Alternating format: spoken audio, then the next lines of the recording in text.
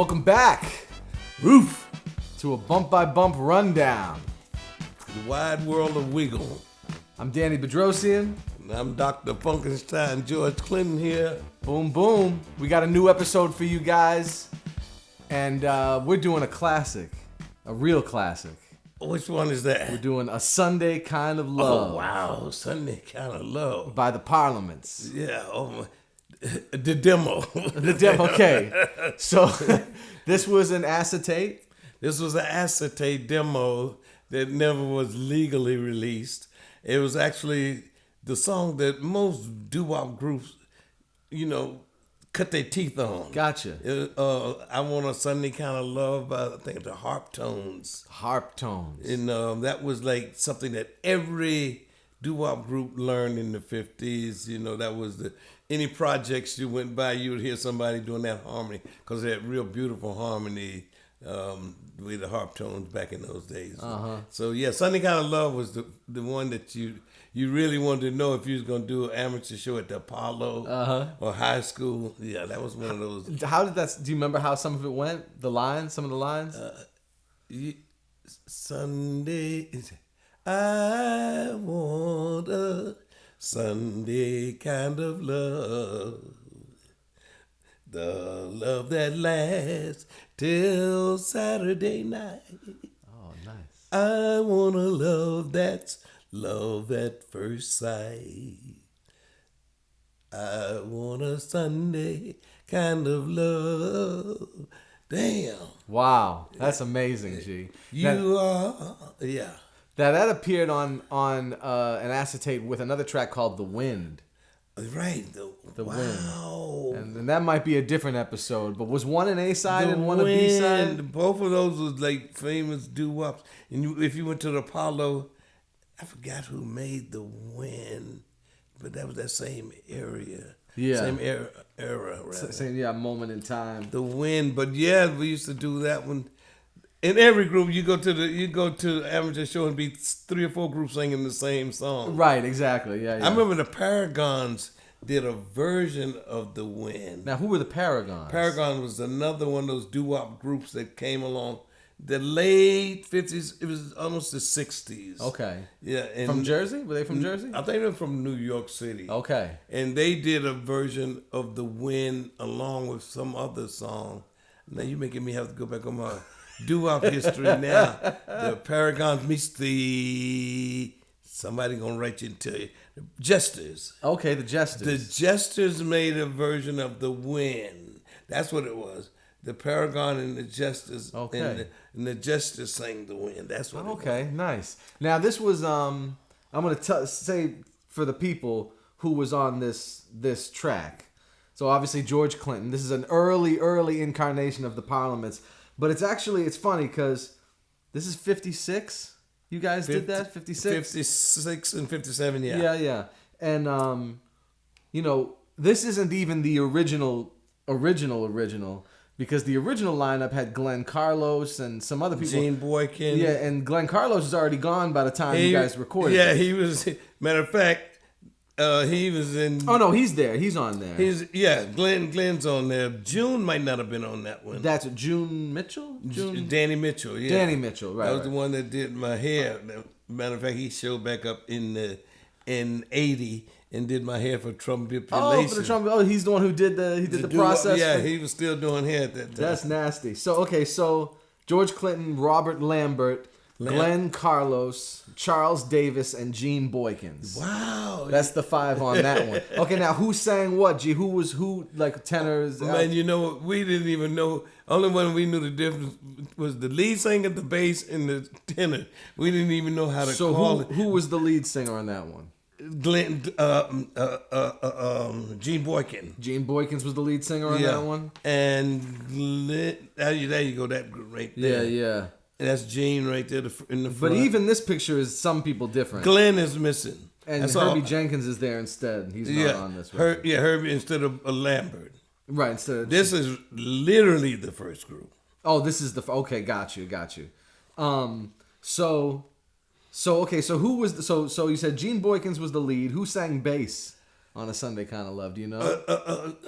Glenn Carlos. Glenn Carlos. Okay, yeah. and who? And then the And Charles Davis. Yeah. And myself, we did basically Tenor. the harmonies, baritone, and Charles Davis was basically the only one that knew how to harmonize. Okay, so he was doing a lot of the harmonies. Yeah, and we would mainly be doing unison back then. And, I see. And the first tenor in those days was always off on their own. Yeah, with the real high things. All that stuff. Yeah. And the bass would be in the harmony. Got you. And Robert Lambert, was he a tenor? Robert Lambert was tenor. Yeah. Okay. Gotcha. Yeah. So that's a very early incarnation of the Parliaments, and a lot of times people think, the Parliaments is Fuzzy, Grady, Calvin, Ray, George, but. No, there were several incarnations. Yeah, several before it even returned into that. Before 60 and 61, when I went out to Plainfield, out of Newark, and that's solidified those. The other members. That's when. And matter of fact, Gene Thomas Grady was around during the early days, but he just wasn't in the group yet. He made it by Poor Willie. And then Calvin made it by Lonely Island. Yeah, right. But after that, there was it was still a while before Fuzzy and Ray. They was our competition. Right, they were in other groups. The Bel Airs and the Delarks. Right. Yeah. Who sang with the Bel Airs and who sang with the Delarks? Fuzzy sang with the Bel Airs. Okay. And Ray sang with the Delarks. Right. I remember Grady saying in an interview that he didn't like because at one point he had to move over to bass from baritone. Yeah, I did too. Yeah. I did on Lonely Island. You're singing bass on Lonely Island. I was singing bass on Lonely Island. Yeah. Okay, interesting. Yeah. That's why. Who's singing bass on Poor Willie? Danny Mitchell. That's Danny Mitchell on bass? Yeah, that's the bar. Look at Willie's got a brook. So Sunday Kind of Love.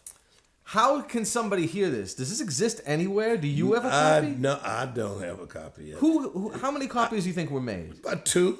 Really? Yeah, we did it in one of those booths. Yeah. We just got the acetate made from that. Wow. Because I remember being a little kid and seeing they'd have these Rolling Stone timeline of the history of rock and roll. Mm-hmm. And they'd always, no story would be complete without the Parliaments starting with A Sunday Kind of Love. And I don't know. I never saw that. I've seen what you're talking about. Yeah. And matter of fact, a lot of the Northern Soul stuff they had copies, or they would find copies in. How were they finding this stuff? I don't know. I mean, they would come over here and buy B-sides or demos. Yeah. And go back over there.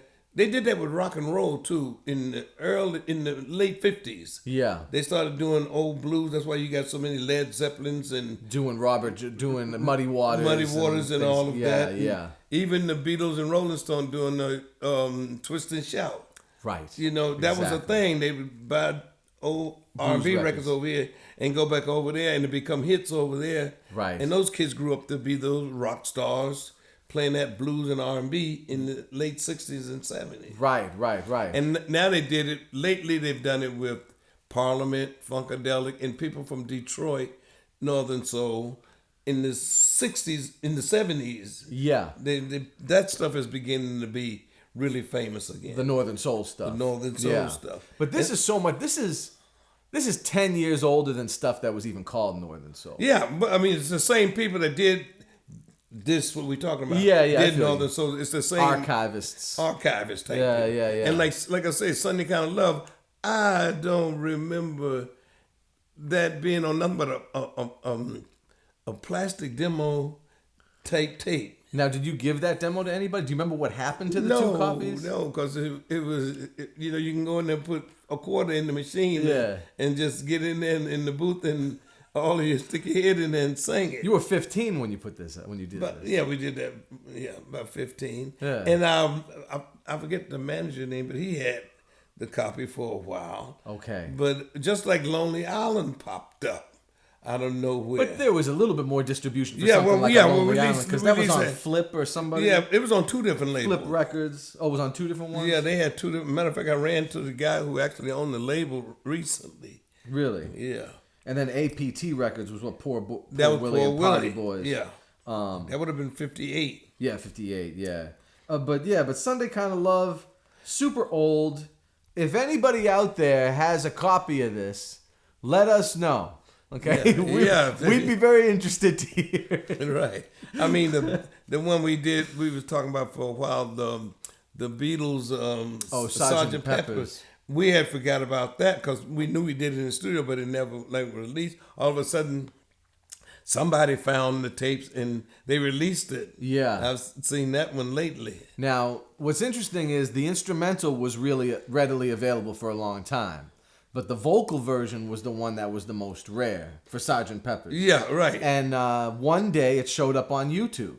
Yeah, that's what And I sent it to you. I was like, gee, look at this. And 2 days later. it I was know we never even finished it, because we was just learning it. Yeah. As soon as it came out, we knew that was like the change of the industry. Right. So we was doing Parliament, probably the Goose, or All Your Goodies Are Gone. Right Yeah, after, it was that same period. Right after Testify. Rev-A-Lot. Yeah, so Yeah. we went right into Sgt. Pepper. That was like a funky new sound. Yeah, definitely. And even that, again, that's 12 years after this. 12 years after. So, like, by the time you guys did Testify, that's 11 years after Sunday Kind of Love. Most bands don't last 3 years. On a Sunday kind of love. Wow. Ooh. Yeah. Nice. That's amazing. I got to think. Damn, I need to probably talk with Grady. Yeah. Because that was he and I entertained that doo-wop style probably more than the rest of the band. Calvin too, but Yeah. Grady and I was together in all of the Flamingos, the Spaniels, and all of that stuff. I remember when I first came into the band, there was a new Parliaments album in the works. Don't Take No for an Answer. Techno. Do you remember that? And it was because I had got to the studio right after Bernie had just left and he had just cut some stuff on it. But it's the last real series of recordings to have all 5 Parliaments together. And it's got Sidney Barnes on there too. Oh, wow, yeah. And you guys did Okay, 60 right. Minute Man. That was our techno doo-wop. Techno Doo-wop. Yeah, right. And speaking of which, you all know George has a Patreon. Patreon.com/George Clinton P-Funk. Right now, every month, the $20 subscribers are getting this show a month ahead of everybody else, and an unreleased P-Funk song every month. Right now, we're doing The Last Time Zone, the unreleased 1999 Funkadelic record. But we're going to give them a special There's gonna edition this week. I mean, this one, coming, yeah. You really wants to check this one out because we're giving you the next release on Funkadelic. Okay. You heard it here first. Nobody even know this. I haven't even told the legal people yet. So this is definitely going to be a special treat for P-Funk fans. Check it out. Yeah, and maybe down the line we'll get to that Don't Take No for an Answer, because that's another one that people are talking about. They wish they had heard. Yeah, and that have to be regular. That have to be, to me, real P-Funk fans, because we went way out on that. Yeah, it's dope though. It's not commercial. It's definitely dope, and probably right for some period where it would probably be the thing. Yeah, exactly. But it's very underground. I mean, where else could you hear techno doo-wop? I ain't never heard no techno doo-wop anywhere else in my life. Oh my God, that was, you do dumb things. That's the name of my next book. Nice. Dumb shit you do on dope.